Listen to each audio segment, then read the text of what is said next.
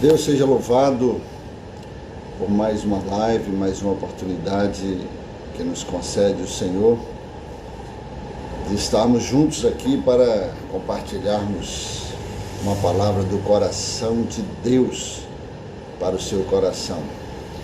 É um prazer muito grande entrar na tua casa nessa noite em que estamos aqui nessa quarentena, prolongada, e temos esse privilégio de compartilhar a palavra mais poderosa do planeta Terra, que é a palavra de Deus. E nessa noite Deus colocou no meu coração trazer uma palavra assim que vai trazer um conforto espiritual muito grande à sua vida, E tenho certeza que você será tremendamente abençoado, ok? Nós estamos preparando aí para a próxima semana algumas lives aí com alguns pastores amigos, que vão estar também contribuindo muito, assim, vão estar agregando valores, trazendo revelações para agregar o nosso conhecimento, a nossa estrutura espiritual. Ok? Então, eu quero abençoar a sua vida, você que está aí entrando, estamos aí dando início. Você pode ainda ter um tempinho aí para poder conectar aí com alguém da sua intimidade, alguém mais próximo aí, para estar conosco nessa noite, para receber uma palavra profética, uma palavra revelada, como o pão crocante da padaria celestial. Estou vendo aqui a nossa irmã Thalita Mendonça. Deus te abençoe, minha filha. Doutora Thalita, minha dentista, Estou precisando fazer uma consulta. Deus abençoe. É um prazer muito grande estar aqui conosco nessa noite. Eu quero animar você a permanecer aí na live durante esse período. É um período que passa rápido, Deus sempre nos traz uma palavra assim de revelação e com certeza a gente não vê o tempo passar. Quando a coisa está gostosa, a gente tem a motivação de permanecer. Mas quando está meio sem graça, sem a graça de Deus, a gente procura outras. Eu creio que Deus vai usar a misericórdia dele e vai nos abençoar nessa noite mais uma vez, ok? Eu quero convidá-los aí. Eu vou ler um texto do Evangelho segundo escreveu São Mateus, um texto que o próprio Jesus ele faz uma pergunta aos seus discípulos acerca da sua identidade, E está aqui Mateus 16,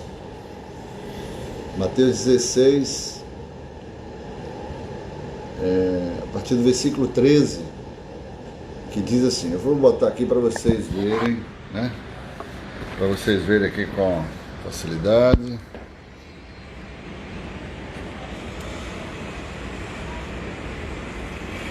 E chegando Jesus às partes de Cesareia de Filipe, interrogou os seus discípulos dizendo, quem dizem os homens ser o Filho do Homem?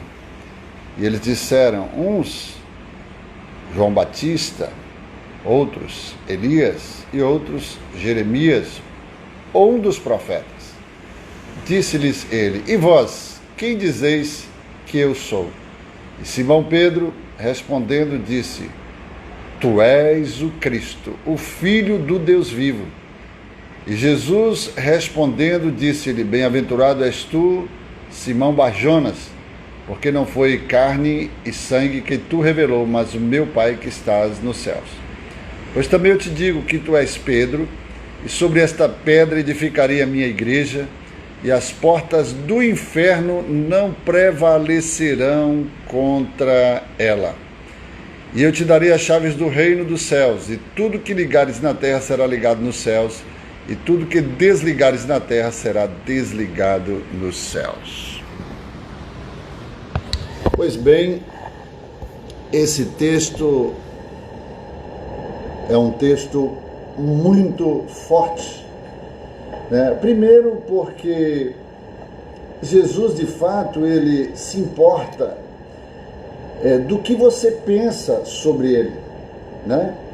Do que você... Geraldo, Deus abençoe, meu amado.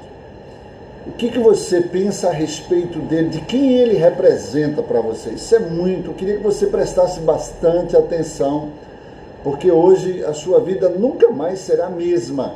Preste atenção, a sua vida nunca mais será a mesma depois dessa live, tá? Então vamos lá. Jesus sempre teve essa preocupação acerca de quem os discípulos pensavam, acerca da sua identidade. E ele perguntou aos discípulos, e os discípulos falou o que a multidão pensava, né? E eles disseram, uns dizem que tu és João Batista, outros Elias, outros Jeremias, outros algum dos profetas. Observe que a resposta dos discípulos sempre foram, né, mencionados a um profeta, né? João Batista, profeta, Elias, profeta, né? Jeremias, profeta, ou um dos profetas. Você vê que nenhuma dessas respostas animou Jesus, nenhuma dessas respostas tirou, né, assim, um ânimo da parte de Jesus, né? Porque de fato ele não era profeta. Eu costumo dizer que Jesus é a profecia na boca dos profetas, porque ele é muito maior do que um profeta. Você vê que tem algumas seitas heréticas que acham que Jesus foi um profeta, né? Então Jesus, ele poderia dizer o profeta dos profetas, ou ele é a profecia na boca dos profetas, porque na verdade essa resposta não animou a Jesus. Mas aí Pedro, né? Pedro, como sempre, né? Sempre se coloca na posição, e Pedro entra em ação, e ele se levanta diante de todos os discípulos e diz, tu és o Cristo, o Filho do Deus vivo. Ou seja, Pedro teve duas revelações. Primeira, o Cristo. Segunda, o Filho do Deus vivo, né? Então, quando Pedro traz essa revelação, pronto, Jesus agora muda o cenário de toda aquela conversa ali, né? E Jesus diz então, bem disseste, Simão Bar-Jonas, Simão filho de Jonas, porque não foste carne nem sangue que tu revelaste, mas o meu Pai que estás nos céus. Na verdade, desceu um zap celestial sobre Pedro, e Pedro na hora falou, olha, tu és o Cristo. Aí pronto, Jesus agora mudou todo o cenário, né? Tu és o Cristo. E o que é que nós precisamos entender aqui, ó? Quem é o Cristo? Eu sempre falo sobre isso, né? O Cristo é o enviado de Deus. Cristo não fala da humanidade, fala da divindade, né? Jesus Cristo. Jesus fala da humanidade, Cristo fala da sua divindade, né? É Deus homem, 100% homem, 100% Deus. Então tu és o Cristo. Cristo é o enviado de Deus, aquele que foi enviado por Deus dos céus à terra, né? Cristo é conhecido, né, nos céus e na terra. Jesus é conhecido na terra, né? Agora é conhecido nos céus porque ele, como homem, ele foi, né, a estar à destra do Pai para interceder por nós. Então tu és o Cristo. Cristo é o enviado de Deus, é o Messias. O Cristo né? O Cristo é Senhor e Rei. Na sua etimologia, a palavra, né, de revelação para Cristo é Senhor ou Rei. Tu és o Rei, Tu és o Senhor, porque Senhor é dono de tudo, Senhor é rei, né? Tu és o rei, né? E nós somos o único reino, nós somos o único reino com reis ignorantes, porque Jesus, ele é o rei dos reis, nós somos reis, porém ignorantes, porque na verdade isso vai se cumprir, nós haveremos de reinar com ele, né? No milênio. Ok, então tu és o Cristo, que quer dizer Messias, tu és o enviado de Deus, tu és Senhor, tu és, né, tu és o rei, tu és rei. Então, por que Jesus precisava saber disso? Preste atenção. Primeiro que não havia nenhuma, né, Jesus não havia estabelecido ainda a sua igreja. Jesus haveria de agora construir a sua igreja, né? E ele mesmo, nesse texto, ele declara publicamente, diante do mundo espiritual, que vai edificar, que vai construir a sua igreja. E foi exatamente nos versículos que nós lemos, quando Pedro tem essa revelação, e ele diz então, portanto eu te digo, tu és Petros, que quer dizer, né, pequeno fragmento de pedra. Tu és Petros, e sobre esta pedra edificarei a minha igreja, e as portas do inferno não prevalecerão sobre ela, contra ela, né? Então, ele está dizendo, tu és Petros, pequeno fragmento de pedra, e sobre esta pedra, a pedra angular, que é Cristo, eu vou edificar, eu vou construir a minha igreja. Agora, a pergunta é, qualquer pessoa podia construir uma igreja? Para você saber, você que muitas vezes quer abrir uma igreja, não é assim não, meu filho. Não é qualquer pessoa não. Só é quem Deus autoriza. Porque a porta que Deus abre, ninguém fecha. Mas a que ele também não abre, olha, está passível de fechamento. Então a gente precisa entender. Jesus, para construir a igreja, ele tinha que ser o quê? Ele tinha que ser rei ou senhor. Observe, o próprio César, né? César tinha uma igreja, que quer dizer eclesia, que naquele tempo era o seu conselho, né, de pessoas que ele tinha poder sobre eles, né, em Roma, né, ele tinha uma eclesia, e César era rei, César era senhor, e Jesus estava dizendo, eu tenho uma autoridade porque eu também sou senhor e rei, então eu posso também construir, eu posso edificar a minha eclesia, eu posso construir a minha igreja. E Jesus, quando houve essa revelação da parte de Pedro, tu és o Cristo, tu és rei, tu és Senhor, bem disseste Simão, filho de Jonas, porque não foste carne nem sangue que tu revelaste, mas o meu Pai que estás nos céus. E edificarei, e sobre esta pedra angular, que é Cristo, edificarei a minha igreja, e as portas do Hades, as portas do Sheol, as portas da sepultura, as portas do inferno não prevalecerão contra ela. Uau! Queridos, que revelação tremenda! É aqui que você precisa entender o que está por detrás destas letras, né, negras. O que está, a revelação que está, porque o Logos apenas informa, mas o Rema revela, e nós precisamos conhecer a revelação do Logos, a revelação da palavra de Deus. Então Jesus falou, eu tenho uma autoridade para construir, para edificar a minha igreja.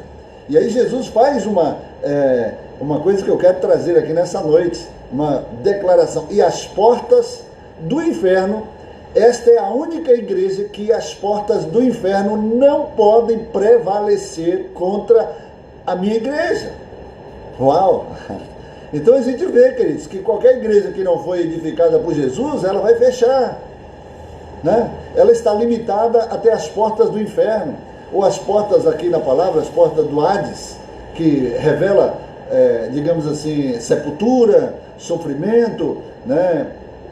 Ou até mesmo a morte, né? as portas da morte, da sepultura, do sofrimento, está tudo ligado uma coisa a outra, ou as portas do inferno, né, não podem prevalecer contra ela, ok? Então a gente precisa ter esse entendimento. E aí Jesus agora contempla agora a vida de Pedro, porque nessa revelação o próprio Jesus já havia escolhido Pedro como pastor da igreja, né, da igreja primitiva.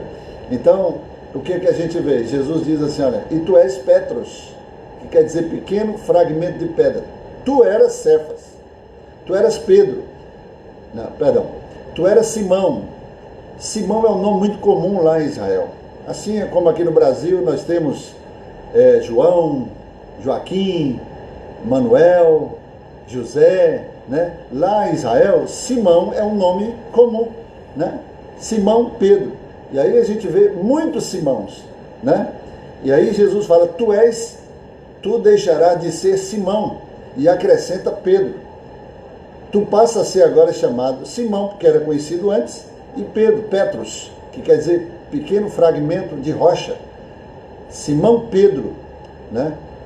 Simão, o nome de Simão é um nome que é caracterizado como folha, né? Levado pelo vento. Antes de ser Pedro, né? Simão era inconstante. Simão era um homem de ímpeto, mas que não tinha consistência nas coisas que ele fazia, nas suas afirmações. Então Jesus disse, tu deixarás de ser Simão e passará a chamar Pedro. E ele foi conhecido como Simão Pedro, né? Tu agora deixarás de ser folha que qualquer vento te leva, e tu serás agora pedra, pequeno fragmento de pedra, né? Ou seja, pequeno fragmento de rocha. E eu edificarei a minha igreja, e as portas do inferno não prevalecerão contra ela. Aí ele diz assim, tu serás Petros, pedra, e sobre esta pedra edificarei a minha igreja, e te darei as chaves do meu reino. Está falando para Pedro, para o que tu ligares aqui na terra, eu ligarei lá nos céus. Em outras palavras, Jesus está dizendo assim, olha, eu te darei chaves, chave do reino de Deus, do meu reino, chaves do reino. Chave fala de autoridade, tu terás autoridade no meu reino. De forma que quando você ligar alguma coisa aqui, eu vou ligar lá no céu. Chave fala de acesso, tu terás acesso como autoridade do reino. Chave fala de domínio, tu terás domínio. Quem tem uma chave tem acesso, quem tem uma chave tem domínio. Quem tem uma chave tem liberdade para entrar e para sair. Quem tem uma chave, né? Quem tem uma chave tem poder, né? Tem autoridade. Então, Jesus estava dizendo para Pedro, eu te darei autoridade, eu te darei poder, eu te darei acesso, eu te darei domínio, eu te darei controle. Quem tem chave tem controle, ok? Então tudo isso Jesus está dizendo acerca do reino, a chave de autoridade que estava sobre Pedro. Mas uma coisa que eu quero chamar a atenção aqui, olha, Jesus, ele não se animou quando disseram que ele era profeta, né? Como eu digo, ele era profecia na boca dos profetas, porque ele era muito maior do que um profeta, né? O profeta, quando ia profetizar, era a palavra profética, era o próprio Jesus, ok? Então, quando falou que ele era o Cristo, que quer dizer Senhor e Rei, aí pronto, aí ele agora começou a trazer, né, todo o cenário da construção, da edificação da sua igreja, porque só um Senhor e Rei pode edificar uma igreja, não é qualquer pessoa, ok? E esta igreja teria domínio, teria influência, né, de uma forma diferente, porque todo o conselho ou eclesia é limitado até a morte, né, até um governo. Por exemplo, nós que somos cidadãos brasileiros, temos a Constituição brasileira, né, a Constituição que rege os nossos direitos, os nossos deveres, e nós somos limitados, né? Nós, por exemplo, uma pessoa quando morre, tudo cessa acerca dessa pessoa. Por exemplo, se você morre com uma dívida, ninguém pode lhe cobrar mais a dívida, né? Vai cobrar quem? Vai cobrar quem? Os herdeiros, caso você tenha bens, né? Os herdeiros vão ter que prestar conta da sua dívida. Então a sepultura limita, né? Né? A ação de qualquer governo, né? Por exemplo, Jesus está dizendo: o meu reino é maior do que o de César, o meu governo é maior do que o de César. Enquanto o governo de César é limitado pela sepultura, porque a morte cancela, a morte zera as contas, né? Ninguém vai na sepultura cobrar um defunto, né? Vai cobrar quem está vivo, o herdeiro. Se ele deixa, como eu falei, se ele deixa uma herança, aí o herdeiro vai prestar conta, mas se ele não deixa, ok. Então é zerado, né? E aí Jesus está dizendo: o meu reino é maior do que o de César. A sepultura não pode parar a influência do meu reino, ou seja, da minha igreja. As portas do inferno, do Hades, ou da sepultura, as portas do inferno não podem prevalecer contra a minha igreja. Uau, não sei se você está entendendo. Que revelação forte, que revelação profunda. Jesus está dizendo: qualquer igreja, e Satanás tem uma igreja, né? Alguns governantes podem ter uma igreja, uma eclesia, está limitada às portas da sepultura, porque quando o homem morre, ele deixa de exercer, de ter compromisso com as suas obrigações diante das leis de qualquer governo, né? Mas o governo de Jesus, não. O governo de Jesus, o apóstolo Paulo diz que o viver é Cristo e o morrer é lucro. O governo de Jesus Cristo não deixa de influenciar somente neste mundo que limita a sua vida até a sepultura, que Jesus está dizendo que o governo de Jesus Cristo, o qual ele deixou a sua igreja, aleluia, o inferno, as portas da morte, não pode parar, não pode, aleluia, interceptar a influência do governo de Jesus Cristo sobre os seus cidadãos. Uau, aleluia, aleluia. Ele está dizendo: a sepultura pode parar a influência de qualquer vida sobre os seus, né, sobre o governo de César, né? O governo de César é limitado até a sepultura, mas o governo de Jesus Cristo, a sepultura não pode limitar. Porque, aleluia, quando nós morremos, aleluia, a Bíblia diz que, Paulo diz que o viver é Cristo e o morrer é lucro. O mais interessante é que a nossa vida, aqui é que nós precisamos entender, a morte é apenas uma passagem para a eternidade, porque nós não morremos. É como Jesus diz: esse mandamento é recebido do meu Pai, tenho poder para dar e tenho poder para retomá-la, ninguém me toma de mim, mas eu de mim mesmo o dou. Em outras palavras, ele está dizendo: tenho poder para morrer e tenho poder para ressuscitar, ninguém pode tirar a minha vida. É o que Jesus traz para nós, aleluia, porque nós não temos temer o poder desta morte, porque a morte pode matar o nosso corpo, mas não pode matar a nossa alma. Quando nós morremos, o nosso corpo descansa, mas, aleluia, nós que somos o nosso homem interior é recolhido pelo Senhor. O Espírito Santo nos leva até a presença do Senhor. No processo do arrebatamento vai acontecer exatamente isso. Como o apóstolo Paulo diz: tragada foi a morte pela vitória. Onde está, ó morte, o teu aguilhão? Onde está, ó morte, a tua vitória? Porque o que é corruptível será revestido de incorruptibilidade, o que é mortal será revestido de imortalidade. Uau! Então o que Jesus está querendo dizer? Olha, quando vocês morrerem aqui, vocês vão descansar. Na verdade, vocês vão deixar este corpo, porque esse corpo que é pó vai voltar ao pó, mas o Espírito que de fato representa a sua vida, o seu homem interior, aleluia, porque o que é de Deus, o que veio de Deus, volta para Deus. Então nós, quando morremos, simplesmente através desse corpo, a nossa alma, aleluia, vai para o seio de Abraão.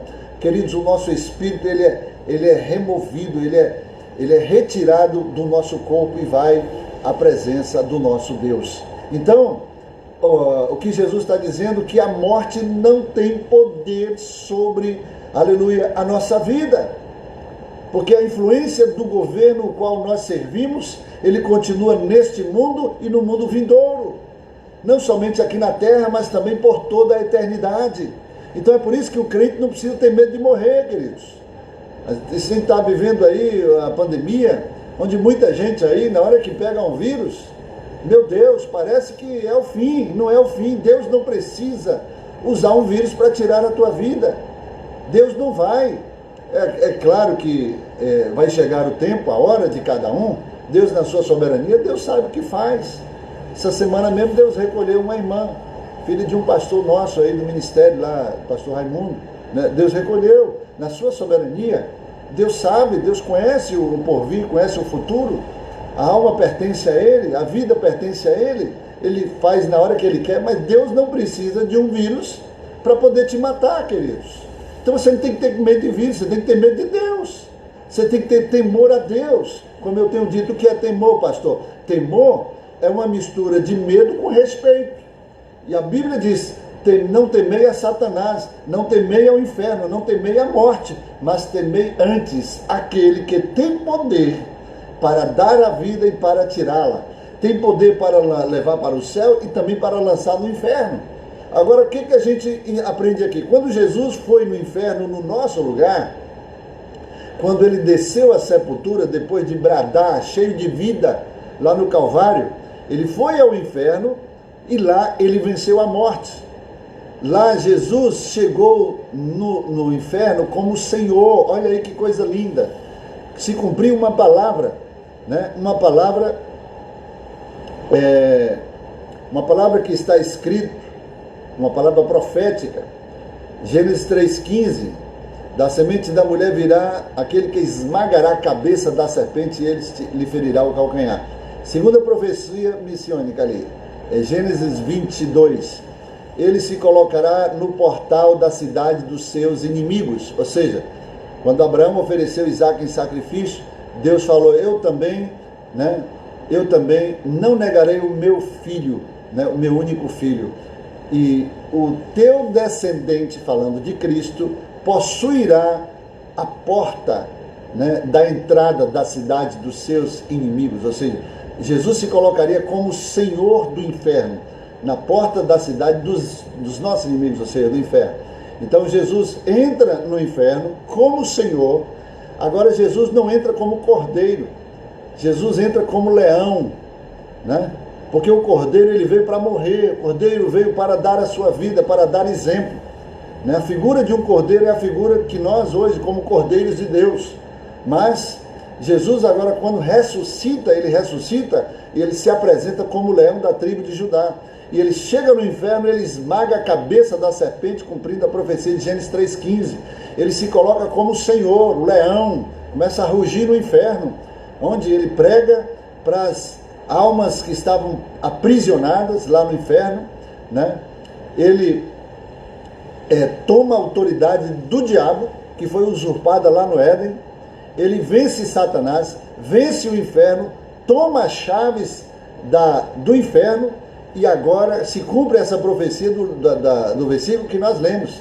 E as portas do inferno não prevalecerão. Porque as portas do inferno não podem prevalecer contra a igreja? Porque Jesus tem as chaves do inferno.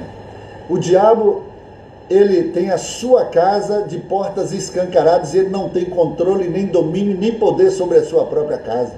Por quê? Porque Jesus tomou as chaves da sua casa, Jesus tomou as chaves do inferno, e Jesus tem o poder, Jesus tem o controle, tem a autoridade. Ele diz, aleluia, e as chaves do inferno está sobre as minhas mãos. Jesus toma essa chave. E aí Jesus chega e diz uma coisa incrível, olha que coisa tremenda. E toda a autoridade me foi dada nos céus e agora na terra. Ele toma de volta essa autoridade. E essa autoridade ele entrega a um outro povo, que é a sua igreja. Então essa é a palavra-chave, né? toda a autoridade que estava nas mãos de Jesus, Jesus constitui a um outro povo que é a sua igreja, um povo que lhe seja agora fiel, que possa corresponder segundo, aleluia, ao seu controle, ao seu domínio, porque Jesus tem um controle da sua igreja. Amém, queridos? Então, o inferno fica de portas abertas, Satanás não tem autoridade para lançar ninguém lá, não tem essa autoridade. Quem é que lança alguém no inferno? Quem lança é Deus. Agora, quem é que julga?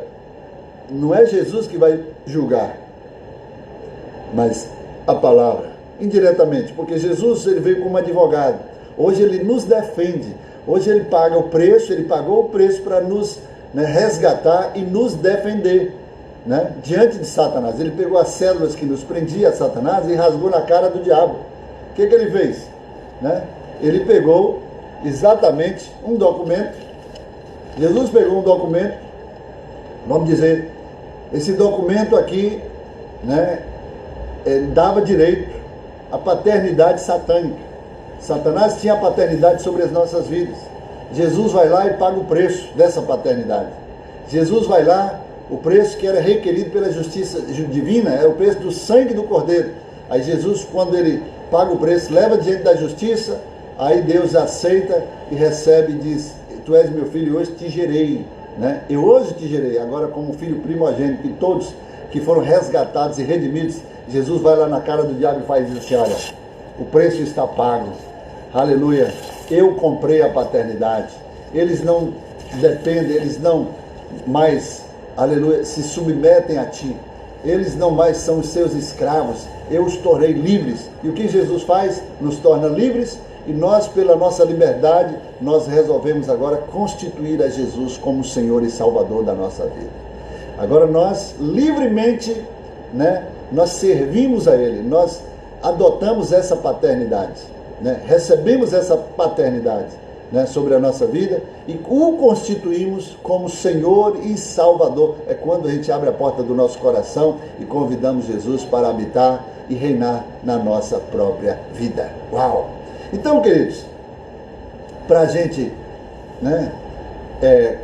entrar aqui para o nosso encerramento, para você começar a entender, Jesus diz: as portas do Sheol, ou as portas do inferno, não podem prevalecer contra você, que é igreja de Jesus Cristo. Você não tem que ter medo da morte, da sepultura. Quando nós vamos a um sepultamento, vamos fazer um culto fúnebre, irmãos, você vai ver um único povo que chega lá para celebrar, para se alegrar, para cantar, adorar a Deus, aproveitar aquela oportunidade, porque através de uma pessoa que deixa este mundo, Jesus usa como semente para alcançar dezenas e centenas de pessoas ali naquele momento, porque o que é mortal agora recebe um corpo revestido de imortalidade. O que é corruptível recebe um corpo revestido de incorruptibilidade. Naquele momento, quando o corpo está ali dentro de um caixão, ali não está mais aquela pessoa, ali está somente um corpo, que é uma semente. Porque a pessoa, de fato, Jesus já tomou para si, já recebeu um corpo glorificado, ou melhor, ele já foi, a alma dele, ou seja, o espírito dele foi arrebatado até o seio de Abraão, e lá está, nesse lugar de descanso, esperando o arrebatamento, quando os mortos que estiverem descansando no Senhor irão primeiro, depois nós, os que estivermos vivos, seremos arrebatados juntamente com eles, para estarmos para sempre na presença do nosso Deus. E aí sim nós teremos o nosso corpo incorruptível, o nosso corpo vitorioso, o mesmo corpo que Jesus hoje tem, esse corpo que é glorificado, nós também o teremos, porque assim como ele é, nós também o seremos. Então, queridos, a morte não é algo que você precisa temer. Sabe por quê? Porque o seu viver é Cristo. O morrer é lucro. Enquanto você está aqui, você não vive pela sua própria carne, como disse o apóstolo Paulo. Não vivo mais eu, mas Cristo vive em mim. E a vida que eu agora vivo nesta carne, vivo-a pela fé no Filho de Deus, que me amou e a si mesmo se entregou por mim. Então, se você de fato já morreu, você não tem que viver, deixar Cristo viver em você. Literalmente teria que ser isso. Veja, escute bem. Quando você reage, queridos, não é você que precisa reagir. Você reage pela carne, pela velha natureza, a natureza adâmica. Mas essa velha natureza precisa ir para a cruz, precisa morrer. Porque se Cristo verdadeiramente vive em você, olha, morto não se levanta para se defender. Morto não tem sentimento. Pastor, onde é que fica a minha reputação? Só porque eu sou crente, pode chegar e falar o que quer, pensar o que bem quiser. Ontem nós falamos, olha queridos, nós falamos ontem no primeiro ensinamento de Jesus, lá no Monte das Bem-aventuranças. Jesus falou, olha, bem-aventurados sois vós, quando vos perseguirem, quando vos perseguirem, e vos injuriarem, e mentindo disserem todo mal contra vós por minha causa, alegrai-vos antes. Jesus está dizendo, você é bem-aventurado, você é feliz quando vier uma perseguição contra a tua vida. Aí você vai dizer, pastor, estão me perseguindo. Mas, peraí, está perseguindo a quem? Lembra que eu falei ontem? Se você é pessoa jurídica, está perseguindo a igreja. Bem-aventurados sois vós quando vos perseguirem, e aí completando, e vos injuriarem, e mentindo disserem todo mal contra vós por minha causa, alegrai-vos. Parece um contrassenso. Eu estou sendo perseguido, eu vou me alegrar. Eu estou sendo injuriado, estão falando mal de mim, eu vou me alegrar. Porque não estão falando contra você. O alvo aí é a pessoa jurídica, é a própria igreja, é o reino. Então quem você representa que vai se levantar vai se levantar ao teu favor para te justificar. Então o morto não se levanta para se defender. Se alguém falar mal de você, e aí? Se falar mal de Jesus, não vão falar de você? Por acaso você é maior do que Jesus? Então é isso que eu preciso entender. Falaram mal de mim, eu falei aqui outras vezes aqui, botar na internet, teve aquela questão lá do Fuxico Gospel, que tentaram me detonar. Eu estava nos Estados Unidos, recebi a notícia assim, logo depois, espalhou no Brasil inteiro, e as pessoas preocupadas, falei, meu Deus, eu não tenho que fazer nada. O alvo não sou eu, o alvo é Cristo. O alvo é o reino de Deus, é a igreja. Então, quem é que vai se defender? O próprio reino. Como eu falei, nós somos embaixadores de Cristo, nós representamos o reino de Deus aqui na terra. Se mexe com o embaixador, mexe com o reino. Assim como a embaixada americana, se você mexe com o embaixador, se você invade o território americano, é como se estivesse invadindo o próprio Estados Unidos. E a nação americana vai se levantar para se defender e vai chancelar ali guerra, vai declarar guerra. E é isso que o reino de Deus vai declarar contra os nossos adversários.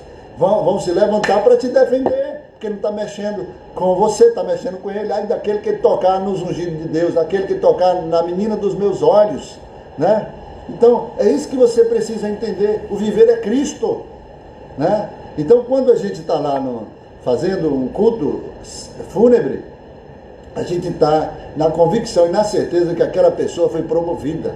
Aquela pessoa passou da morte para a vida.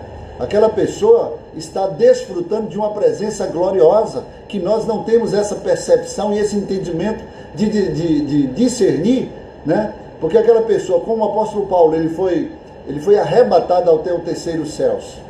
O arrebatamento é uma espécie assim, tipo assim, de morte. O que é morte? Vou lhe explicar direito. Morte é separação. É o espírito deixar este corpo. Isso é morte. Ok?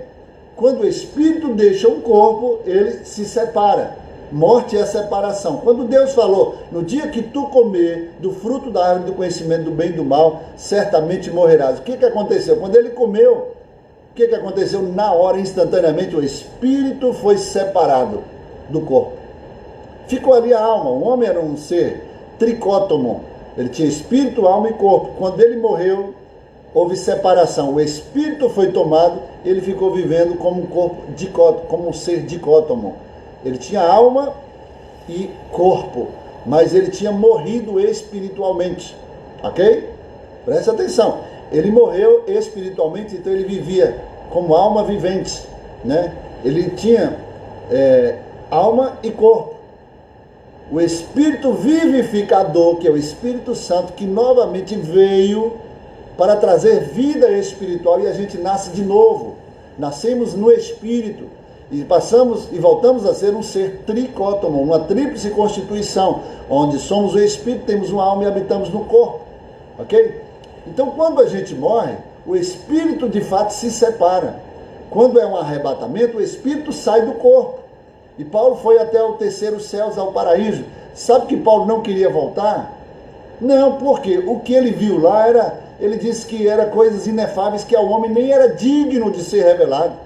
Ele não queria voltar por causa da presença. Você já teve uma experiência onde você está cheio de Deus, você está, se derramando na presença de Deus, você não quer saber mais de nada. Você está ali, você esquece problema, esquece mulher, esquece filho, esquece empresa, esquece negócio, esquece profissão, esquece tudo por causa da presença. Essa presença nos enche totalmente. Por isso que somente quando uma pessoa morre, Jesus, ele é o nosso consolador, o consolador das nossas almas. Somente ele pode preencher aquela lacuna para nos trazer paz.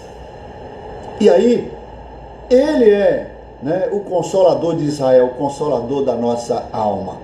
Ele é aquele que preenche todos os nossos espaços. E é engraçado que o tamanho do espaço que tem dentro de você é do tamanho do Deus que quer preencher e não deixar mais lugar, lacuna nenhuma, para ninguém preencher. Amém, queridos? Então eu quero finalizar e abrir até para algumas perguntas, porque esse tema é muito oportuno, muito gostoso, eu quero lhe dizer que o reino de Deus, Jesus disse, o meu reino é maior do que o reino da terra, é maior do que o reino de qualquer governante. A minha igreja é maior do que qualquer igreja, porque existem outras igrejas. Existem igrejas de homens, que são construídas por homens, que não permanecem. Existem igrejas de Satanás, existem igrejas, homens, vamos lá, igreja dos Mormons, igreja de Allan Kardec, existe igreja dos Testemunhos de Jeová, existe igreja do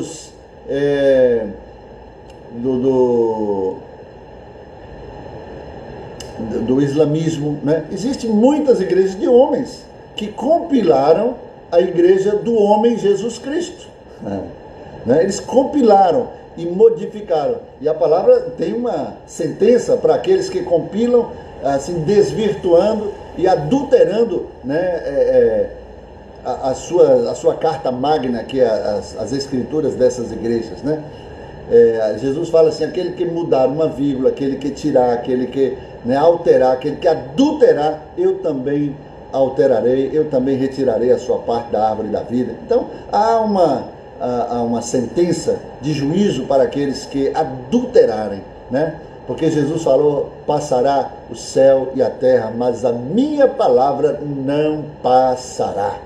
Uau! Então, queridos, aqui que eu preciso fazer você entender, a morte não é algo amedrontador. Por quê, pastor? Porque o viver é Cristo. Se isto é real na tua vida, o viver é Cristo, o resto vem a reboque.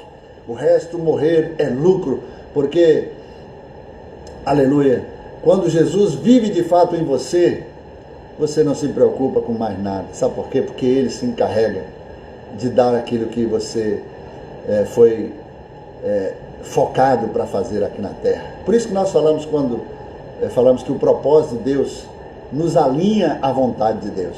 O propósito de Deus vai revelar verdadeiramente quem você é. Porque o propósito de Deus, ele certamente se cumprirá na nossa vida. E o propósito de Deus, Deus tem compromisso com quem está vivendo o seu propósito. Amém, queridos? Então eu quero fechar esta mensagem dizendo para você que você não tem que se preocupar com as coisas desse mundo. O que o apóstolo Paulo disse? Aliás, Timóteo fala. Paulo fala a Timóteo, né? Para não se embaraçar com os negócios desta vida. Porque que aquele que alistou no exército de Cristo, né? O bom soldado, o soldado de Cristo, que não se embaraça com os negócios desta vida, sabe o que tem que fazer na sua militância. Na hora que está ali no quartel, tem que estar de prontidão para qualquer combate, qualquer batalha, né? E você tem que estar de prontidão porque você é um soldado de Cristo, ok? Você não faz a sua própria vontade, mas você está ali para servir o exército, né? Para, se necessário, dar a sua vida. Como um soldado vai para a guerra, ele sabe que vai, mas não sabe se volta.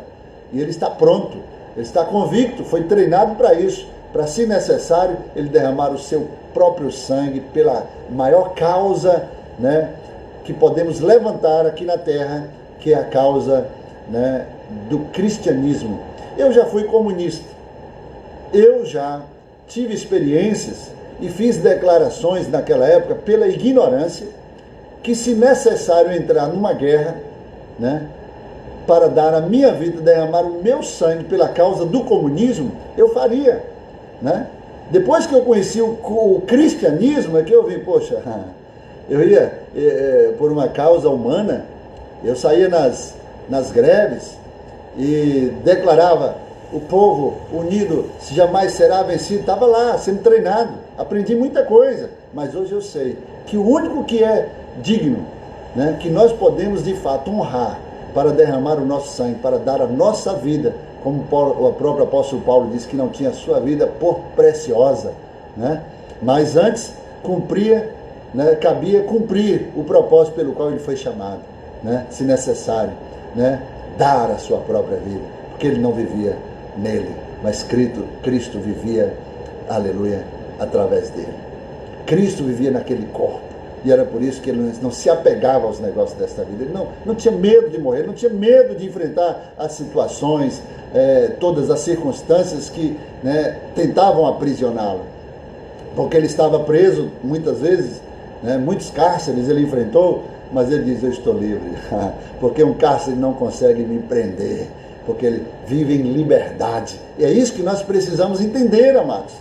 A morte não pode nos amedrontar. Você não tem que ficar com medo de coronavírus, coisa nenhuma. Você tem que entender que é maior aquele que está contigo. Como eu disse, se o Senhor não edificar a tua casa, se o Senhor não guardar a tua vida, né? Se Deus não estiver na tua edificação, construindo na tua vida, se Ele não estiver guardando a tua vida, tudo será vão, meu filho. Não adianta você fazer nada nesta vida, porque tudo será vão, né? Inútil vos será acordar de madrugada, né? Dormir tarde, comer o pão que penosamente granjeado, penosamente, muito trabalho, muito suor, para conseguir, para alcançar, para construir, para chegar aonde você chegou, tudo será vão, tudo será inútil. Agora, ele declara dizendo: porque aos seus amados, quantos são amados do Senhor aí? Acena as suas mãos aí, ó. Acena aí, quantos são amados do Senhor aí? Dá uma acenada com as suas mãos aí, ó. Pois é, profeticamente, porque aos seus amados Ele dá, Ele abençoa, Ele guarda, Ele blinda, Ele protege, enquanto descansam nele. Aleluia! Então nós estamos escondidos com Cristo em Deus, como disse o apóstolo Paulo, né? Você está escondido, você está protegido, você está guardado debaixo das asas do Altíssimo, à sombra do Onipotente, né? Nenhum mal lhe sucederá, praga alguma chegará à tua vida, porque o Senhor tem dado ordens ao teu respeito. 1000 vão cair ao teu lado, 10.000 à tua direita, mas você não vai ser atingido. Deus tem palavras de promessa sobre a tua vida, né? O Senhor disse que Ele será o teu escudo e broquel. O que significa isso? Na hora que os soldados estão em guerra, né? E o soldado pega um escudo, para lhe proteger de qualquer arma que venha sobre a sua vida. Jesus está dizendo, neste momento eu serei o seu escudo. Eu estarei entre você e o seu adversário e nenhum mal vai te suceder, arma alguma vai te ferir, porque eu tenho dado ordens ao teu respeito. Aleluia. Toda arma forjada contra ti não vai prosperar. Você vai ter autoridade para condenar, para destruir toda a arma do seu adversário. Por isso, queridos, o viver é Cristo. Vale a pena você entregar completamente a sua vida a esse Deus maravilhoso e declarar diante do mundo físico e espiritual. Eu estava agora numa reunião com as autoridades eclesiásticas, também com autoridades da prefeitura, segundo o decreto que foi liberado pelo prefeito, né, para esse final de semana, dos feriados, e aí estava aquela dúvida se por acaso a igreja ia fechar ou não, porque o decreto não estava muito claro. Aí eu entrei e falei, de forma alguma, nós não podemos aceitar isso. Nós estamos aqui, fomos convidados para interagir, para participar, e nós temos que repudiar essa atitude do prefeito, que o prefeito possa se reposicionar.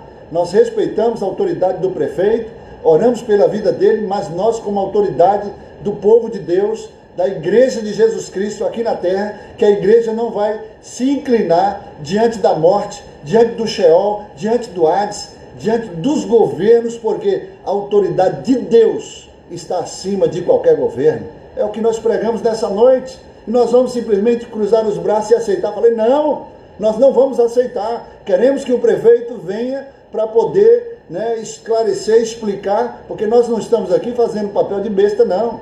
Nós estamos aqui para representar uma classe, pessoas que estão sofrendo, pessoas que estão se suicidando, pessoas que estão tirando a sua própria vida, depois de serem tão bombardeadas pelos meios de comunicações. Para onde é que eles vão?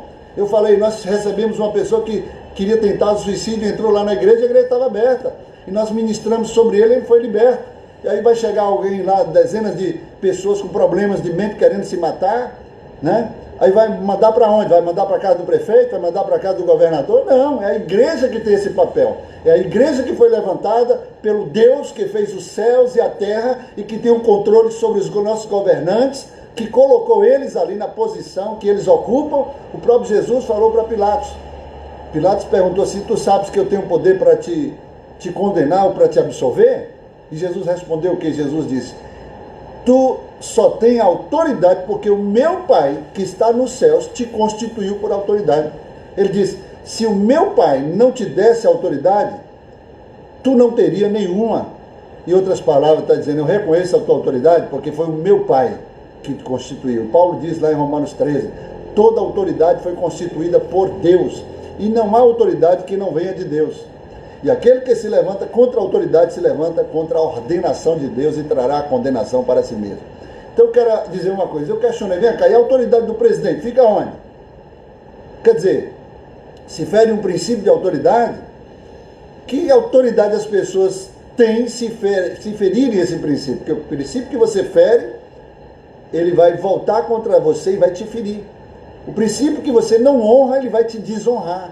E a gente tem que, também como autoridade eclesiástica, nós temos que ensinar as autoridades, que tem que obedecer às autoridades maiores, né? Porque nós estamos debaixo de uma Constituição onde o presidente da República é a autoridade constituída por voto eleito, né, popular, né? Então, é isso aí que nós pregamos, honrando as autoridades. E honramos o nosso prefeito, o nosso governador, porque são autoridades que foram eleitas e foram constituídas por Deus. Amém? Mas nós temos como autoridade também a nossa voz para defender os interesses da igreja. Eu falei, não, a igreja não pode fechar as suas portas. Como a Lírio sempre tem as suas portas abertas, porque nós entendemos, e a Bíblia diz que nesse caso é melhor obedecer a Deus do que aos homens, né? Então cada um faz como pensa e como acha que pode exercer dentro da palavra conforme a fé, conforme o que crê, né? Com todo respeito, e também nos submetendo às ordens, aos decretos e tudo mais. Nós estamos lá funcionando com 50 pessoas, né? Delimitando o espaço de 2 metros, usando todos os procedimentos de prevenção. Tudo isso a gente faz. Nós não estamos fora da lei, pelo contrário, nós estamos lá para cooperar. para contribuir e para também abençoar vidas, porque uma vida, uma alma vale mais do que o mundo inteiro. Amém? Então que Deus nos abençoe. Temos aí 5 minutos e você pode tirar alguma dúvida, caso você queira, porque eu quero finalizar dizendo, Jesus, lá no livro de Apocalipse, Jesus, quando ele se revela, que coisa linda. Apocalipse capítulo 1, vou abrir aqui, ó. E ele diz assim, ó, eu tenho uma chave de Davi. Capítulo 1. Vamos lá, eu vou pegar aqui para você ver claramente, ok? Vamos lá.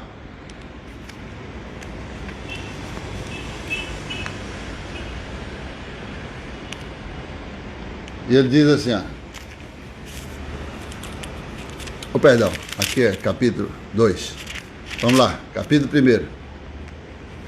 Ele diz assim, ó. João, as 7 igrejas que estão na Ásia.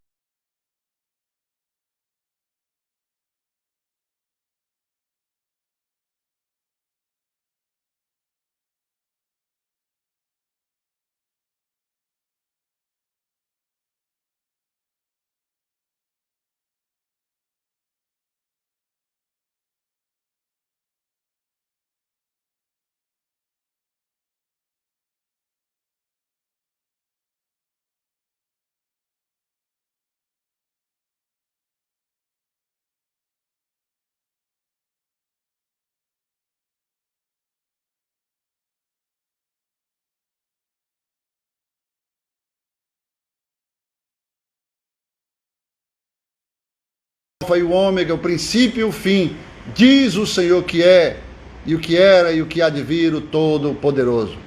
E aí ele diz, eu, João, que também vou vosso irmão, sou vosso irmão e companheiro na aflição e no reino, e na paciência de Jesus Cristo. Aí ele fala da experiência dele lá na ilha de Patmos. Ele foi arrebatado em espírito no dia do Senhor, e ouvi detrás de mim uma grande voz, como de trombeta, que dizia, o que vês, escreve-o num livro e envia às 7 igrejas, né, e fala o nome das 7 igrejas, e virei para me ver quem falava comigo. E aí ele vem, ele se revela, né? E aí ele diz assim, olha, e eu quando vi, versículo 17, caí aos seus pés como morto, e ele pôs sobre mim a sua destra, dizendo, não temas, eu sou o primeiro e último, e o que vive, fui morto, mas eis aqui, estou vivo para todo sempre. Amém. E tenho as chaves da morte e do inferno.